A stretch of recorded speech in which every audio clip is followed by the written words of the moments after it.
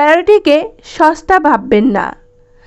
সারা দিন রাত tick tick শব্দে বিরক্ত করা দেওয়াল ঘড়িটা ব্যাটারির অভাবে থেমে যাওয়ার পর আমরা বুঝতে পারি ঘড়িটার গুরুত্ব কী ছিল।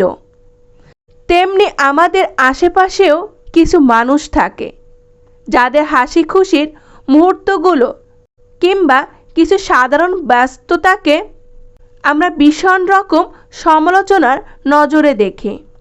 বারবার ফোন করে খোঁজ নেওয়া, প্রয়োজনে অপ্রয়োজনে মেসেজে যোগাযোগ করা আমাদের বিরক্তকর মনে হতো। একটা সময় তারা চুপ হয়ে গেলে আমরা বুঝতে পারি একটা মানুষ ছিল।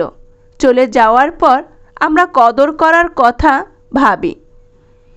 একসময় চ্যাট লিস্টে 1000 মেসেজ পাঠালেও কোনো রিপ্লাই আসে না। ফোনে 1000 বার রিং করলেও অপর প্রান্ত থেকে কেউ ফোন তুলে আর কথা বলে না। আমরা তখন বুঝতে পারি সেই মানুষগুলো আসলে সময় কাটাতে নয়, হয়তো কাছের মানুষ বা বন্ধু হওয়ার জন্য একটু সময় চাইতো। আমরা ভাবতাম সময় কাটাতে এসেছিল, অথচ আমাদের অবসর হয়নি তাকে সঙ্গ দেওয়ার। আমাদের চোখে পড়ে একসময় খুব শান্ত থাকা উগ্র মানুষটার ভিতরটা জানার মতো অনুভূতি বা সময় হয় নাই। অবহেলার পরে থাকা পাথরের ক্ষয় ধরে, অনাদরে রাখা লোহায় মরিচা পড়ে।